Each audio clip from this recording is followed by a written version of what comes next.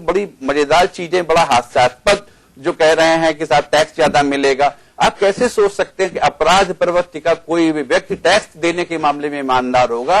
ये कल्पना कैसे की जा सकती है? एक सभ्य समाज में इस तरह की कल्पना फिक्सिंग को लीगलाइज करने की बात नहीं हो रही है, सट्टे को लीगलाइज करने की बात हो रही है। आप भटक रहे हैं। ये उसी का एक्सटेंडेड फॉर्म है, उसी का फॉरवर्ड इंटीग्रेशन है। जिस दिन आप गैम्बलिंग को या बेटिंग को लीगलाइज करेंगे तो अगला स्टेप ये होगा कि साहब पहले हम फिक्स तो ना करें। एक उदाहरण दीजिए, इंग्लैंड में जितने मैच होते हैं वहां पर कोई मैच फिक्स नहीं होता है। फुटबॉल में है वहां कोई मैच इतना फिक्स नहीं होता है। हॉर्स रेसिंग है वहां कोई मैच फिक्स नहीं होता है। फिर आप कैसे कह सकते हैं?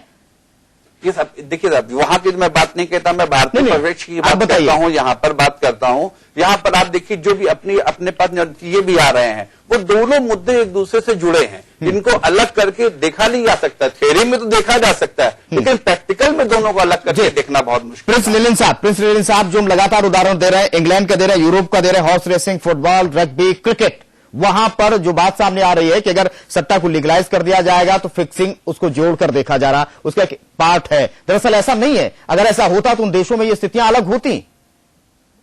वहां भी भावनाएं जुड़ी हैं क्रिकेट की लोगों से।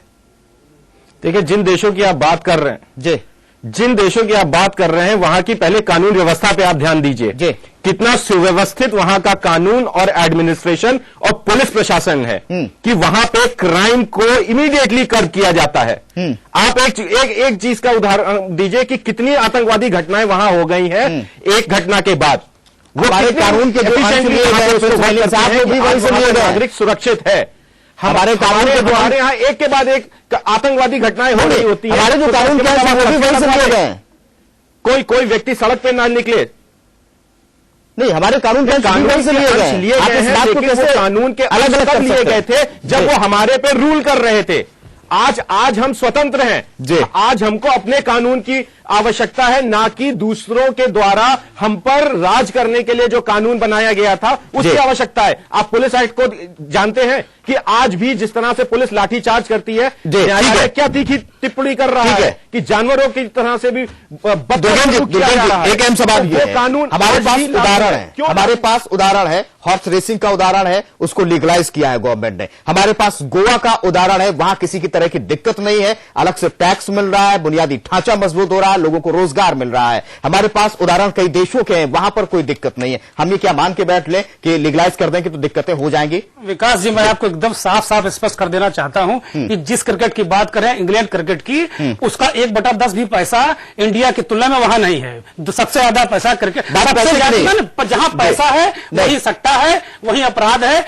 इंग्लैंड का क्रिकेट बोर्ड एक गुना 10वां अंश भी नहीं है बीसीसीआई का, सबसे धनी बोर्ड है। सवाल ये है कि वहां दिक्कत कहां है? दिक्कत नहीं कि वहां पैसा नहीं है, वहां इतनी सट्टा पैसा इसलिए स्पॉट फिक्सिंग, बिल्कुल स्पॉट फिक्सिंग हो। जहां पैसा इन्वॉल्व होगा मैं कतई नहीं मानते कि वहां पर लीगलाइज है इसलिए दिक्कत नहीं। यहाँ लीगलाइज नहीं, वहां इतना बड़ा ह्यूज अमाउंट है ही नहीं, लीगलाइज करके बैठे रहे। वहां इतना धंधा ही नहीं सटोरियों का। आप बताइए, इंग्लैंड का कहीं भी नहीं है। अब सीधी सीधी बात अगर गोवा की आप करते हैं, वहां पुतरगाली कल्चर रहा है, वहां अंग्रेजी कल्चर है। अब वो भी एक इंग्लैंड का की तरीके का हिस्सा है। अब हिंदुस्तान का हिस्सा जरूर है वो, लेकिन तो हमारा भी बहुत पुराना रहा। पांडवों के जमाने पर जुआ चलता था, अभी भी, लेकिन वो जुआ पूरे देश में नहीं फैल गया। वो पांडु अपने कमरे में बैठ के करते थे, शकुनी पासा फेंकते थे, उससे राजनीति होती थी। तो आप सीधे सीधे ये नहीं कह सकते, जैसे आपने कहा, तो सिर्फ एक बिंदु है कि सीधे सीधे आप बीसीसीआई इतना ज्यादा पैसा है इंडिया में, जहां आप देखिए गुड़ होगा मक्खियां वहीं जाएंगी। यही गुड़ की पूरी भेली रखी हुई है, मक्खियां यही मरमराएंगी। सट्टेबाज, और आप दाऊद इब्राहिम को ले लीजिए, जिसको भी आप ले लीजिए, वो यहीं आएंगे। उनको इंग्लैंड में नहीं जा सकते, नहीं है वहां। मोहसिन रजा साहब, हमने आपके बहुत सारे उदाहरण दिए कि कितना फायदा होगा अगर इसे लीगलाइज किया। हम स्पॉट फिक्सिंग की बात नहीं कर रहे हैं। स्पॉट फिक्सिंग पर रोक लगेगी, मनी लॉन्ड्रिंग जिस तरह से सरकार नाकिदम, स्थितियां सरकार के लिए बहुत बुरी हो जाती हैं। इससे फायदा क्या है? इंडिया के अंदर ही वैध है हॉर्स रेसिंग, इंडिया के अंदर ही गोवा में कैसीनो में गैम्बलिंग होती है, वहां कोई दिक्कत नहीं, रोजगार मिलता है। एक तो उदाहरण ऐसा नहीं जिससे नुकसान हो सके।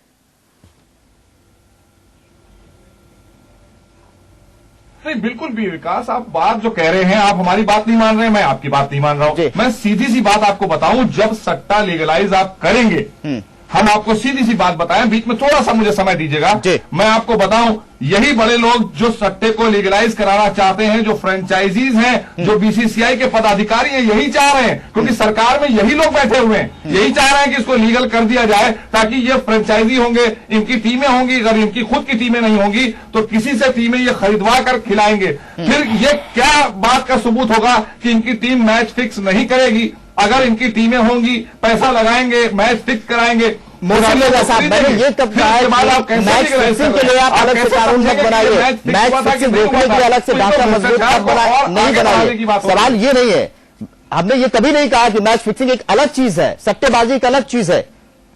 उसकी एक शक्ल है कमोडिटी की, उसकी एक शक्ल है शेयर की, उसकी एक शक्ल है जो इंडिया में कई जगह। आप जो बात कह रहे हैं, मेरी बात मैंने कहा कि मेरी बात को आप पूरा होने दीजिए जी, मेरी बात आप पूरी होने दीजिए। मैंने यही बात कही है कि जब कोई भी बड़ा सटोरिया जो करोड़ों हजारों करोड़ रुपए का बुकीज है सट्टा खिलवा रहा है, तो वो क्यों नहीं टीम खरीद सकता है, क्यों नहीं पैसा लगा सकता है और क्यों नहीं फिक्स करा सकता है? तो जब फिक्सिंग शुरू हो गई तो इसका मतलब है भ्रष्टाचार को लीगलाइज कर दिया गया। और यही चाहते हैं देश के नेता हमारे। वहां पर जो कानून बनाएंगे, कौन बनाएगा? संविधान वहां कौन बदलवाएगा? देश के नेता, और वो सब बीसीसीआई के पदाधिकारी हैं। ठीक है, अब आपके पास आएंगे दुर्गेंद्र चौहान। जो स्थितियां हैं, अब जो सवाल आ रहा था कि 20,000 करोड़ का टैक्स मिलेगा, उससे अगर वो पैसा खेलों में लगाया जाए तो कोई बहुत ही बुनियादी ढांचा मजबूत होगा, ये एक दूसरी तस्वीर है। लेकिन क्या जो हमने कहा कि हॉर्स रेसिंग में इंडिया में वैध है, लीगलाइज है, गोवा की तस्वीर हमने आपके सामने रखी है, क्या आप ये नहीं मानते हैं कि फिर ऐसा क्यों, एक जगह क्यों, बाकी खेलों में कर देना चाहिए? नहीं, मैं आपकी एक बात को और आगे बढ़ा देता हूं कि आप हॉर्स रेसिंग की बात बार बार कर रहे हैं, गोवा की बात कर रहे हैं। तीसरा जो अहम बात है, कमोडिटी स्टॉक एक्सचेंज में भी इसको वस्तु वायदा कारोबार कहते हैं, उसमें सीधे यही सट्टा चलता है। बिल्कुल आप सही कह रहे हैं, लेकिन उसके नतीजे में बता दूं, उत्तर प्रदेश में और कानपुर जो उत्तर प्रदेश की व्यापारी, आपको बताना ना, गोवा में देखिए, मैं आपको बता रहा हूं, कितने व्यापारियों ने आत्महत्या कर ली है, कितने परिवार उजड़ गए, वो तस्वीर आप देखना ही नहीं चाहते। आप गोवा केवल गोवा आप केवल गोवा दिखा रहे हैं, आप केवल गोवा दिखाना चाहते हैं और एक घोड़े दौड़ाना चाहते हैं। इसके अलावा आपको उदाहरण दे रहे हैं, आप दूसरा परिप्रेक्ष्य, दूसरा पहलू देख ही नहीं रहे हैं। आप कितने मर गए, हजारों करोड़ रुपया आप देखिए, बड़े बड़े वस्तुवादा कारोबार में कितने व्यापारी निपट गए। जो बात हो रही, आत्महत्या कर ली व्यापारी, गलत है, गलत है और लगातार इसकी मांग चल रही थी। और एक समय अभी आया था जब शरद पवार पर आरोप लगे थे, लोकसभा में हंगामा हुआ था कि इसको वापस करना चाहिए। वस्तुवादा कारोबार में लगातार, जैसे आप कर रहे हैं, मंथन चल रहा है और मुझे लगता है कि देर सवेरे इसको करना ही पड़ेगा। आप दो चीजों का उदाहरण देके, घोड़े दौड़ा के, और इसको आप जायज नहीं चाहते। नहीं, आप, हमारा सवाल सीधा है कि आपने उसके परिणाम देखे हैं। जब परिणाम दूसरा पहलू को तो देखिए आप, नहीं परिणाम केवल एक आप ऐसे कैसे कर सकते हैं? जब आप परिणाम उसके देखिए, परिणाम अब तक जो निकले वो सार्थक निकले। एक बात, जैसे आप बार बार कह रहे हैं कि क्रिकेट की बात नहीं कर रहा हूं, क्रिकेट की बात नहीं कर रहा हूं, सीधे जब अगर क्रिकेट में की बात नहीं हो रही क्रिकेट के परिप्रेक्ष्य में, तो सीधे आप ये देखिए कि खेल मंत्रालय क्यों नहीं सेट कर रहा। कानून मंत्री जैसे 4 दिन पहले उन्होंने कहा कि मैं फिक्सिंग पूरे मामले को करूंगा। बार बार आप एक बात कह रहे हैं कि नहीं, इसका सट्टे से खेलों का मतलब नहीं, खेलों के परिप्रेक्ष्य में तो बात हो नहीं सकते कि अब ऑलरेडी पहले सट्टा चल रहा है, घोड़े दौड़ाए जा रहे हैं। गोवा में प्रोस्टिट्यूशन की बात कर रहे हैं, जो उसमें आप कहने से हिस्सा रहे हैं, वो प्रोस्टिट्यूशन की बात है। तो वहां कल्चर, वो भारत का हिस्सा जरूर, लेकिन भारत जैसा कल्चर नहीं समाज में। ये एक अलग तस्वीर आप बता रहे हैं। प्रिंस लेनिन साहब, हमारा सीधा सवाल ये है कि जो तस्वीर उभरी है, जो बात सरकार खेल मंत्रालय कर रहा है, जो कई खिलाड़ी भी, कई संगठन भी इस बात को रख चुके हैं कि आप लीगलाइज कर दीजिए, एक बीच का रास्ता निकाल दीजिए, लोकतांत्रिक अधिकारों का हनन भी ना हो और एक बीच का रास्ता निकले, एक सकारात्मक सट्टेबाजी को दिशा मिले जिससे किसी का नुकसान ना हो, तो इसमें हर्ज क्या है?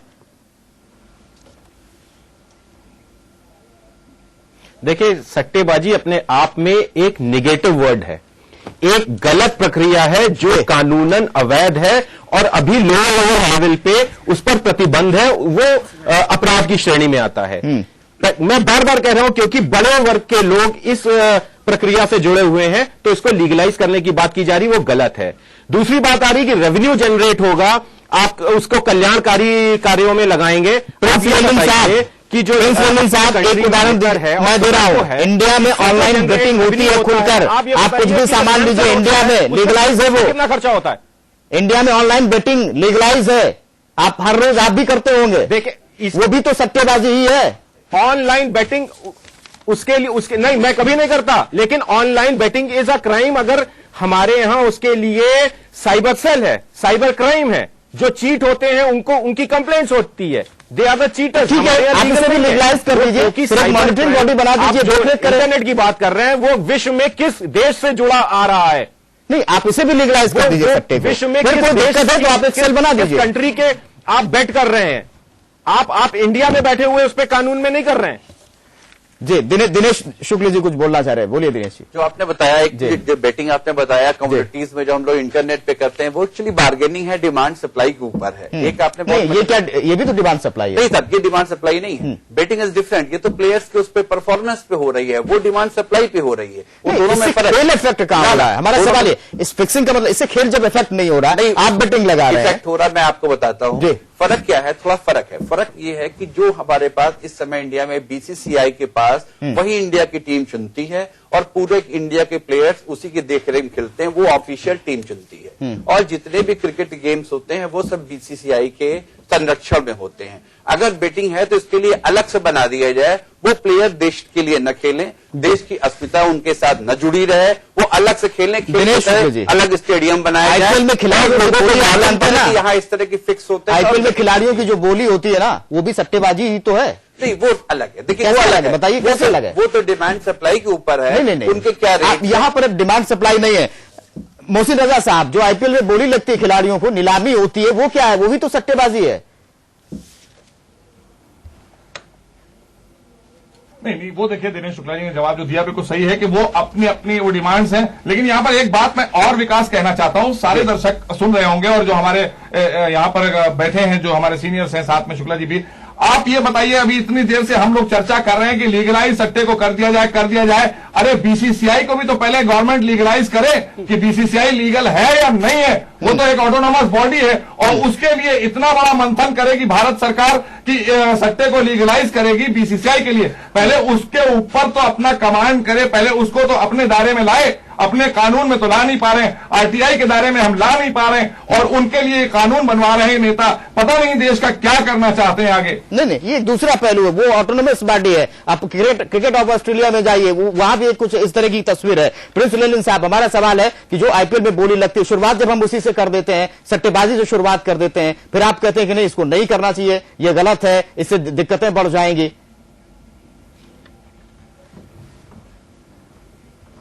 नहीं, कहीं ना कहीं ये एकदम सही तर्क है कि जो खिलाड़ियों की जो बोली लगती है, जो इस तरह से पैसे को बढ़ावा मिलता है, जी, आप प्रतिभा को भी खरीद रहे हैं, आप प्रतिभा का बोली लगा रहे हैं, वो भी मैं उसको को देख रहे हैं, गलत मानता हूं ना। जी, नतीजा आपके सामने है। आज पैसे के लिए खिलाड़ी किस हद तक जा रहे हैं। अगर लीगलाइज होता तो ये स्थिति नहीं होती। समय की कमी है। बहुत बहुत शुक्रिया करना चाहेंगे दिनेश शुक्ल जी आपका इस कार्यक्रम में हिस्सा लेने के लिए। प्रिंस लेनिन साहब हाईकोर्ट के एडवोकेट हमारे साथ लखनऊ स्टूडियो से जुड़े रहे। मोहसिन रजा साहब पूर्व क्रिकेटर हमारे साथ लगातार जुड़े, बहुत ही अच्छी बातें उन्होंने कही। दुर्गेन चौहान हमारे पॉलिटिकल एडिटर लगातार स्टूडियो से जुड़े, आपका भी बहुत बहुत शुक्रिया। लेकिन सवाल वहीं का वही है कि अगर सट्टे को लीगलाइज किया जाता है तो क्या सरकार को यह नहीं सोचना चाहिए कि दरअसल इसके जो पहलू हैं उसकी तरफ कैसे बढ़ा जाए। अगर लोकतांत्रिक अधिकारों का हनन नहीं होता है, क्या बीच का रास्ता नहीं निकलता है, क्या सरकार यह सोचती है कि इसके फायदे और नुकसान देखने के बजाय यह देखा जाए कि दरअसल स्थितियां किस तरह से आगे जाएंगी। बहुत अहम है सट्टे को लीगल करना, लीगलाइज करना, सोच समझकर कदम जरूर है, लेकिन इससे फायदा नुकसान कितना होता है यह भी सोच समझकर किया जाना चाहिए। चर्चा में इतना ही। नमस्कार।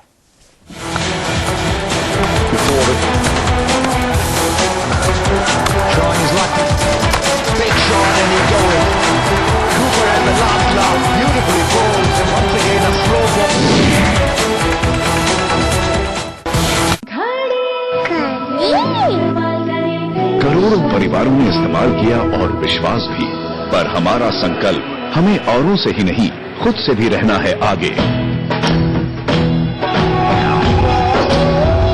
हमने बनाया बेहतर को और भी ज्यादा बेहतर। पेश है महाशक्तिशाली घड़ी डिटर्जेंट पाउडर। नया पैक।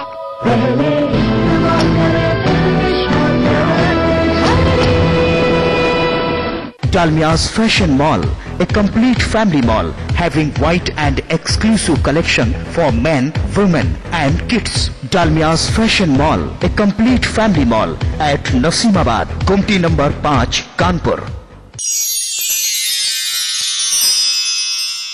उत्तर प्रदेश के लोगों के लिए ये बहुत बड़े गौरव का विषय है और खास करके कानपुर शहर में रहने वाले लोगों के लिए ये बड़ा गौरव का विषय है कि कानपुर शहर से पला बढ़ा